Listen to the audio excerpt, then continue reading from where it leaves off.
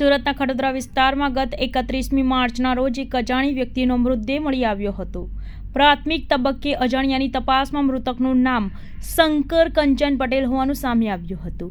શંકર કંચન પટેલના મૃતદેહને પોસ્ટમોર્ટમ માટે સિવિલ હોસ્પિટલ ખસેડવામાં આવ્યો હતો, જ્યાં સામે આવ્યું હતું કે આ વ્યક્તિને માથામાં બોથડ પદાર્થ ઝીંકી દેવાને કારણે તેનું મોત થયું હતું, જેથી પોલીસ દ્વારા શંકર પટેલની હત્યા કોણે અને શા માટે કરી છે તેને લઈને તપાસ હાથ ધરવામાં આવી હતી।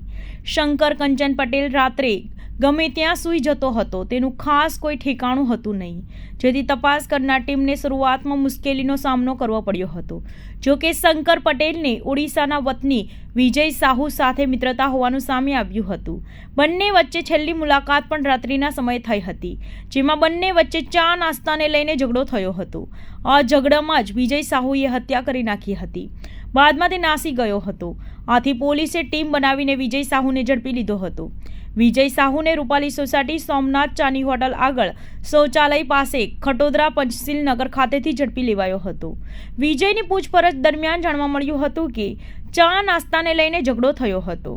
ગુસ્સામાં આવી શંકર પટેલની ચા ઢોળી નાખી હતી, જેની અદાવત રાખીને શંકર પટેલ કેરલા કેટરસના ગોડાઉન પાસેથી ગુસ્સામાં ખેંચીને કોમલ ઇન્ટરનેશનલ બિલ્ડિંગ સામે આવેલા પાલિકાના બજારમાં ખુલ્લા પ્લોટમાં લઈ ગયા હતા।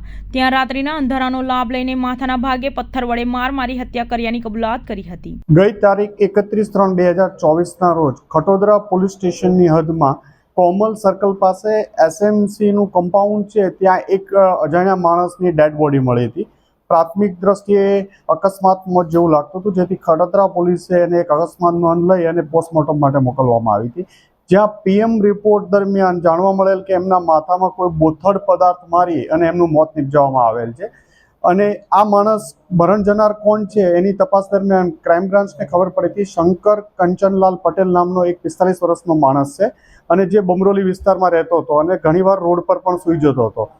અને વધુ તપાસ કરતા જે ક્રાઇમ બ્રાન્ચની અલગ અલગ ટીમો આ ડિટેક્શન પાછળ લાગેલી હતી, જેમાં ક્રાઇમ બ્રાન્ચને માહિતી મળી કે વિનોદ સાહુ જે મૂળ ગંજામ ઓરિસ્સાનો છે અને અહીંયા કેટરિંગનો વ્યવસાય સાથે સંકળાયેલો માણસ છે, એણે આ માણસને માર્યો હતો।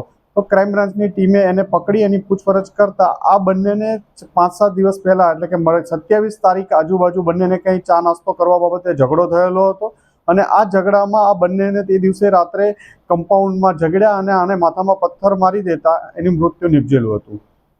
પોલીસ આરોપી સુધી કઈ રીતે પહોંચી? જ્યારે ડેડ બોડી 31 તારીખમાં મળી ત્યારથી જ અલગ અલગ વણો શોધાયેલી ડેડ બોડી હતી, એટલે ક્રાઇમ બ્રાન્ચની અલગ અલગ ટીમો કામે લાગેલી હતી, જેમાં જે મરણ જનાર શંકર કંચનલાલ પટેલને ઓળખ કરવામાં આવી, અને એ દરમિયાન અલગ અલગ ટીમો જે વોચમાં હતી એમાં એક ટીમને હ્યુમન ઇન્ટેલિજન્સ આધારે ખબર પડી કે આમાં વિનોદ સાહુ નામનો ઇસમ સંડોવાયેલ છે।